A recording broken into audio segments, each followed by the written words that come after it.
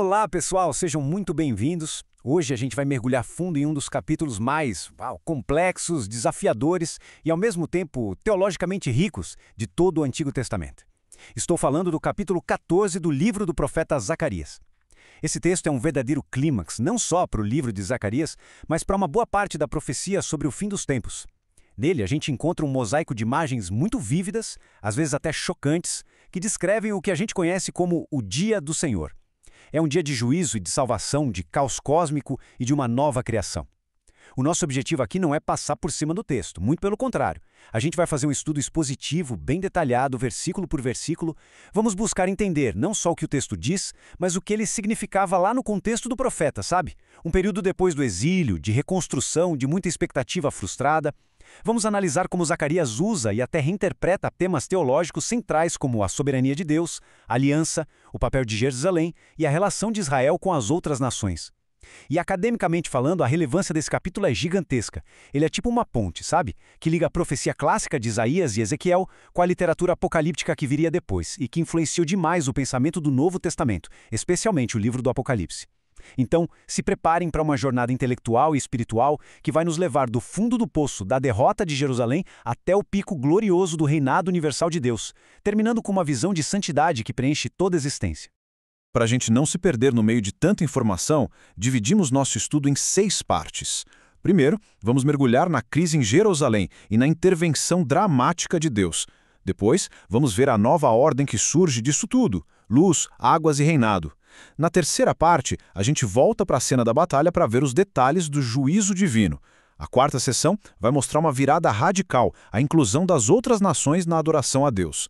Na quinta, chegamos ao clímax, com uma santidade que se espalha por tudo.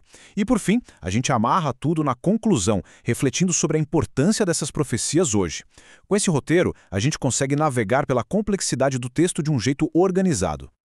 Então vamos lá, começando pela primeira sessão, que vai dos versículos 1 a 5. O profeta não perde tempo, né? Ele já joga a gente no meio do olho do furacão. A cena de abertura é de um desespero total para a cidade de Jerusalém. Para a gente entender o impacto disso, é bom lembrar do contexto da época. A comunidade que tinha voltado da Babilônia era pequena, frágil, a cidade ainda estava em ruínas, e aquela promessa de uma restauração gloriosa parecia bem distante. Aí nesse cenário, vem uma profecia que começa com a derrota total da cidade santa. Isso devia ser muito perturbador. Mas é justamente aí, no ponto mais baixo de humilhação, que a história dá uma virada espetacular. O caos vira o palco para a manifestação mais poderosa de Deus, que aparece não só como rei ou juiz, mas como um guerreiro divino, pronto para lutar e mudar o destino do seu povo de um jeito que abala os próprios alicerces da terra. A profecia começa com aquela frase clássica: "Eis que vem o dia do Senhor". Em hebraico, Yom Adonai. Essa expressão tem um peso teológico enorme na Bíblia. Popularmente, o pessoal de Israel esperava o dia do Senhor como, o grande dia da vitória, da vingança contra os inimigos. Mas os grandes profetas, como Amós, já tinham dado uma chacoalhada nessa ideia. Amós pergunta: "Para que vocês querem o dia do Senhor? Vai ser um dia de trevas, não de luz". Zacarias segue essa mesma linha. Na visão dele, o dia do Senhor não começa com uma vitória fácil para Jerusalém. Pelo contrário, começa com um juízo pesado sobre a própria cidade da aliança. É um paradoxo teológico bem profundo. Deus usando os inimigos do seu povo como instrumento da sua própria disciplina. A derrota, então, não é sinal de que Deus abandonou o barco, mas sim uma prova da sua soberania complexa, que primeiro purifica pelo fogo do sofrimento para só depois trazer a salvação. É um processo doloroso, mas necessário. O versículo 2 detalha esse começo sombrio. E aqui está um dos pontos teológicos mais difíceis e importantes do capítulo.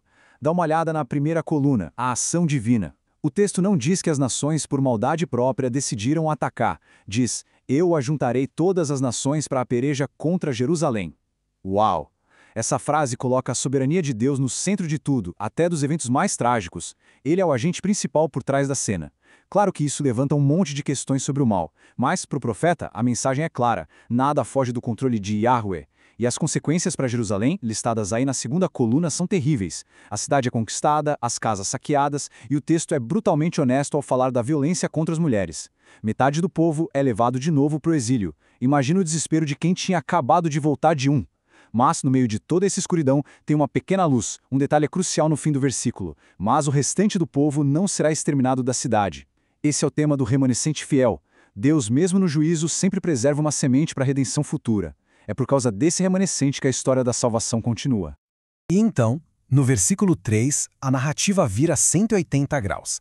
Exatamente quando a esperança parece morta, o cenário de juízo se transforma num de livramento. Aquele que juntou as nações para o castigo, agora se levanta para lutar contra elas. A linguagem é a do guerreiro divino, uma imagem muito poderosa no Antigo Testamento. Essa ideia de Deus como um guerreiro que luta pelo seu povo vem lá de trás do Cântico de Miriam, em Êxodo 15, que comemora a derrota do exército do faraó no mar. Zacarias pega essa imagem e a intensifica, dizendo que ele vai lutar como pelejou no dia da batalha. Isso atila a memória do povo, lembrando das vitórias milagrosas do passado. A mudança é drástica. O Deus que usa as nações como uma vara para disciplinar, agora quebra essa mesma vara. A justiça divina se mostra primeiro corrigindo o seu povo e depois julgando aqueles que, mesmo sendo instrumentos, agiram com maldade e orgulho. E a chegada desse guerreiro divino não é nada sutil. É marcada por uma teofania, uma manifestação visível e poderosa de Deus que muda a geografia do lugar. Vamos tentar visualizar essa cena. Os pés do Senhor tocam o Monte das Oliveiras, que fica a leste de Jerusalém. Esse lugar é super simbólico. Foi de lá que, na visão de Ezequiel, a glória de Deus deixou Jerusalém antes da destruição. Agora é o ponto do seu retorno triunfal. O toque divino causa um terremoto sobrenatural que parte o monte em dois, criando um vale imenso de leste a oeste. E esse ato de poder cósmico não é só um espetáculo. Ele tem um propósito claro de salvação. O vale serve como uma rota de fuga segura para o remanescente que estava preso na cidade. É um ato de salvação que lembra a abertura do Mar Vermelho. A criação é, de certa forma, desfeita e refeita para servir aos propósitos da redenção. Deus não só derrota os inimigos, ele reestrutura o mundo para proteger os seus. No clímax dessa cena, na segunda parte do versículo 5, acontece uma mudança literária muito reveladora. Até aqui, o profeta estava narrando os fatos na terceira pessoa. O Senhor sairá, os seus pés estarão, mas de repente a voz muda para uma fala direta e pessoal a Deus. Ele diz: então virá o Senhor meu Deus e todos os santos contigo, ó Senhor. É como se a visão se tornasse tão intensa, tão real, que o profeta não consegue mais ser só um narrador distante. Ele é tragado pela cena e começa a falar diretamente com o protagonista. Essa mudança de perspectiva nos dá uma ideia de como era a experiência profética. E essa frase, todos os santos contigo, a palavra hebraica é kedoshim, que geralmente se refere ao exército celestial, aos anjos. Ele está descrevendo a chegada do comandante divino com suas tropas de anjos, um tema que Jesus, aliás, retoma em Mateus 25, ao falar da sua segunda vinda. Então, para a gente amarrar essa primeira parte, o que vemos até agora? Primeiro, que o dia do Senhor, em Zacarias 14, é um evento complexo que começa com um juízo purificador sobre o próprio povo de Deus. Vimos a afirmação radical da soberania divina, que controla a história, usando até os inimigos para cumprir seus planos. Depois, testemunhamos a intervenção divina, que é súbita, poderosa, capaz de remodelar a terra para salvar. E por fim, a imagem marcante do Senhor como guerreiro divino, voltando em glória, acompanhado do seu exército celestial. Essa primeira parte prepara o terreno para tudo que vem a seguir. O juízo vem antes da glória e a crise é o prelúdio para uma nova ordem mundial. Bom, depois de mostrar a intervenção divina, Zacarias muda o foco da batalha para suas consequências. Essa segunda seção, dos versículos 6 a 11, descreve como vai ser a nova era que começa com a chegada do rei. E veja bem, não é só uma vitória militar ou uma mudança política. A visão de Zacarias é muito mais radical. É uma reconfiguração da própria ordem da criação. Ele fala de mudanças na luz, nos rios da terra, na forma de governo do mundo. E tudo isso sai de uma Jerusalém transformada que se torna o centro desse novo cosmos. Vamos explorar com essa nova ordem. O profeta começa falando do tempo, e de um jeito que desafia as leis da natureza que a gente conhece. Os versículos 6 e 7 são bem difíceis de traduzir do hebraico, por isso as Bíblias às vezes variam. Mas a ideia central é a de uma suspensão da ordem natural. Vai ser um dia único que só o Senhor conhece, que não é nem dia nem noite. Talvez uma imagem de um crepúsculo que dura o dia inteiro, uma penumbra durante a batalha final. Mas o clímax dessa descrição é a promessa no final do versículo 7. Mas acontecerá que no tempo da tarde haverá luz. Isso é uma inversão poética fantástica da criação em Gênesis 1. Houve tarde e manhã, o primeiro dia. Aqui, a luz surge de forma permanente no fim do dia, significando que a escuridão do conflito vai dar lugar à luz perpétua da presença de Deus. É o começo de um dia que não tem mais fim. Depois da luz vem a vida, águas vivas que saem de Jerusalém. Essa imagem é muito forte, especialmente no cenário semiárido da Judéia. Água é vida, bênção, fertilidade. A visão de Zacarias lembra e até expande a profecia de Ezequiel 47, onde um rio milagroso brota do templo e cura até o Mar Morto. Zacarias universaliza essa imagem. O rio se divide em dois. Um vai para o leste, para o Mar Morto, símbolo de esterilidade. O outro vai para o oeste, para o Mar Mediterrâneo, que representava o mundo das nações. O simbolismo é claro. Da presença de Deus em Jerusalém, sai uma força que cura a morte, reverte a maldição e se espalha pelo mundo todo. E esse fluxo de bênção não para, acontece tanto no verão como no inverno. No Novo Testamento, claro, Jesus usa essa imagem, se identificando como a fonte de rios de água viva, que representam o Espírito Santo. O versículo 9 é o ápice teológico desta sessão. Depois da demonstração de poder, da nova luz e das águas da vida, vem a declaração que dá sentido a tudo, e o Senhor será rei sobre toda a terra. O reinado de Deus, que antes era focado na aliança com Israel, agora se torna universalmente reconhecido. E a segunda parte do versículo aprofunda isso. Naquele dia, um será o Senhor e um será o seu nome. Isso é uma citação direta da confissão de fé mais importante de Israel, o Shema Israel de Deuteronômio 6:4. No contexto de Zacarias, isso significa o fim completo da idolatria. A causa do exílio e do sofrimento de Israel tinha sido a adoração a outros deuses. Nesta nova era, não tem mais concorrência. A soberania de Deus vai ser absoluta e seu nome, sua identidade será o único adorado em toda a terra. É a vitória final do monoteísmo. Resumindo esta segunda sessão, a gente viu a descrição de uma realidade completamente nova. Vimos que um dia sobrenatural marca a transição para essa nova era. O centro geográfico e espiritual desse novo mundo é Jerusalém, que se torna fonte de águas vivas, de cura e renovação para o mundo todo. O clímax é a afirmação do reinado universal de Deus, que põe fim à idolatria. E como resultado, Jerusalém, que antes era palco de sofrimento, agora vai viver em segurança para sempre, livre de toda maldição ou anátema. A palavra hebraica aqui, herem, se refere àquilo que é dedicado à destruição. Na Nova Jerusalém, essa ameaça é banida para sempre. É a imagem de um mundo em paz, sob o governo direto do seu Criador. Agora o profeta faz uma coisa bem de diretor de cinema, sabe? Ele nos mostrou o final feliz e agora ele dá um rewind para mostrar os detalhes, em câmera lenta, de como exatamente os inimigos de Deus são derrotados. Essa seção, dos versículos 12 a 15, é a mais gráfica e violenta do capítulo. O objetivo não é ser vingativo, mas mostrar a seriedade do juízo divino contra o mal e a rebelião, e a vitória total de Deus. O versículo 12 descreve a praga que o Senhor vai mandar, e a linguagem que Zacarias usa é chocante de propósito. Ele descreve a carne dos guerreiros apodrecendo enquanto eles ainda estão de pé, os olhos se desfazendo nas órbitas e a língua se consumindo na boca. Isso não é uma morte normal de batalha, é uma desintegração instantânea, sobrenatural. Para a gente hoje, a imagem mais próxima seria os efeitos de uma explosão nuclear. Teologicamente, isso pode ser visto como uma espécie de olho por olho cósmico. Os corpos que praticaram a violência, os olhos que cobiçaram Jerusalém e as línguas que falaram blasfêmias são os alvos do juízo. Além disso, o versículo 13 diz que Deus vai mandar uma grande perturbação, um pânico divino que vai fazer os soldados se atacarem uns aos outros numa confusão autodestrutiva. Para a gente aprofundar um pouco, é legal olhar a palavra hebraica original para praga. É magefá. Significa literalmente um golpe, uma pancada enviada por uma força superior. Ela aparece em outros lugares importantes, como nas pragas do Egito. Ao usar esse termo, Zacarias está conectando esse juízo final com uma longa história de golpes divinos contra a rebelião. E o que é mais interessante aqui é que o profeta usa exatamente a mesma palavra, magefá, no versículo 12 para os soldados e no versículo 15 para os animais de guerra, cavalos, mulas, camelos. Essa repetição de propósito mostra que o juízo é total. Não é só contra as pessoas, mas contra toda a máquina de guerra que se levantou contra Deus. Nada escapa. Resumindo essa terceira sessão, o juízo de Deus é retratado de forma bem visceral. Deus usa vários meios para a vitória. Uma praga e uma confusão que leva os exércitos a se destruírem. Vimos que a praga afeta toda a máquina de guerra, inclusive os animais. É importante lembrar também o que os teólogos chamam de acomodação linguística. O profeta descreve essa guerra final usando as imagens da sua época: cavalos, camelos, ouro, prata. Ele usa o que ele conhece para descrever o desconhecido. E por fim, como resultado da vitória, a humilhação inicial é totalmente revertida. As riquezas das nações agora são reunidas como despojos para o povo de Deus, simbolizando a restauração completa. E quando a gente acha que a história acabou com a destruição total dos inimigos, Zacarias nos surpreende com uma das viradas mais incríveis de todo o Antigo Testamento.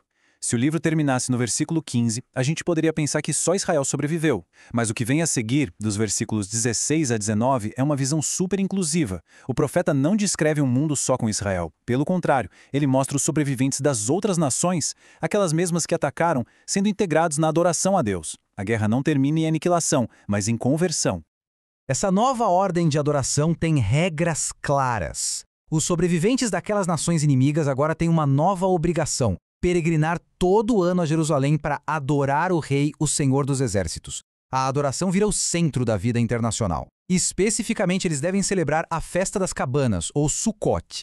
A escolha dessa festa é muito simbólica. Sukkot lembrava a jornada de Israel no deserto, a total dependência de Deus. Ao tornar essa festa obrigatória para todo mundo, Zacarias está dizendo que a história da redenção de Israel se torna a história da redenção do mundo. Todas as nações agora reconhecem sua dependência do rei. Mas esse sistema tem bênçãos e maldições. Quem obedece e vai adorar, recebe a bênção da chuva. Quem se recusa, sofre com a seca. A menção específica ao Egito, que não depende tanto da chuva, mostra que o juízo se adapta. Eles receberão a praga. Isso indica que, mesmo com o reino estabelecido, a obediência ainda é uma escolha, com consequências reais. Então, o que a gente tira daqui? Uma transformação gigantesca. A adoração a Deus quebra as barreiras étnicas e se torna universal. A Festa das Cabanas vira uma celebração global, simbolizando que os gentios foram incluídos na história de Deus. O reinado do Senhor é prático, com bênçãos para a obediência e sanções para a desobediência. Para a teologia cristã, essa visão de Zacarias é um spoiler, né? Um trailer do que vai acontecer em Pentecostes, quando o Espírito Santo capacita a igreja a convidar gente de toda a tribo, língua, povo e nação para fazer parte do povo de Deus e adorar o único Rei. E agora a gente chega no grande finale da profecia, nos 2 últimos versículos do livro. Se a sessão anterior mostrou a adoração se tornando universal, esta mostra a santidade se tornando universal. Esse é o verdadeiro clímax. O objetivo final de Deus não é só ser adorado por todos, mas que a sua própria santidade preencha completamente toda a criação. Aquela distinção entre o sagrado e o profano, o puro e o impuro, que organizava toda a vida religiosa de Israel, ela vai ser abolida. Não porque o sagrado foi profanado, mas porque o profano foi totalmente santificado. O livro de Zacarias termina com uma frase poderosa e meio misteriosa: "E naquele dia não haverá mais cananeu na casa do Senhor dos Exércitos." A palavra hebraica aqui, Kenaane, tem um duplo sentido genial.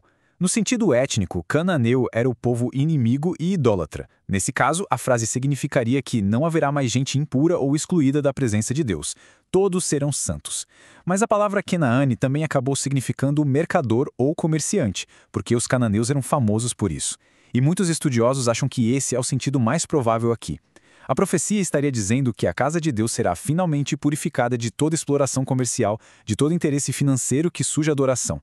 E é impossível não ver aqui um prelúdio do que Jesus faz séculos depois, quando expulsa os vendedores do templo, dizendo que a casa do Pai é casa de oração. Gente, a dimensão do que está sendo dito aqui é extraordinária. A santidade, que antes ficava trancada no Santo dos Santos, agora explode para o dia a dia. A inscrição Santidade ao Senhor, que era só do sumo sacerdote, agora vai estar gravada até nas sinetas dos cavalos. As panelas comuns de cozinha vão ter o mesmo nível de santidade que as bacias do altar. Isso significa o fim da fronteira entre sagrado e profano e a universalização do sacerdócio. A promessa de que todo o povo seria um reino de sacerdotes finalmente se cumpre. E como a gente viu, a casa do Senhor é purificada de qualquer traço de comércio. O resultado é que todos terão acesso direto às coisas sagradas, pois tudo e todos foram consagrados pela presença de Deus. E assim, a gente conclui nossa jornada por Zacarias 14. Começamos com juízo e desespero, vimos uma intervenção divina que abalou a criação, exploramos uma nova ordem mundial com um rei universal, vimos o juízo sobre os inimigos e, surpreendentemente, a inclusão dos sobreviventes na adoração. E terminamos com essa visão de uma santidade tão completa que apaga as fronteiras entre o sagrado e o secular. A pergunta que fica para nossa reflexão é muito relevante. O que a purificação do templo em Zacarias 14 tem a dizer para a igreja hoje que o Novo Testamento chama de Templo do Deus Vivo? A profecia sobre não haver mais mercadores na casa de Deus nos desafia um autoexame sério. Nossas comunidades de fé são espaços de adoração pura e serviço genuíno? Ou será que a gente deixou a lógica do mercado, do consumo, do entretenimento ou do ganho pessoal se infiltrar no que deveria ser sagrado? Zacarias nos lembra que no reino de Deus, o único negócio na casa do Pai é a adoração e a comunhão.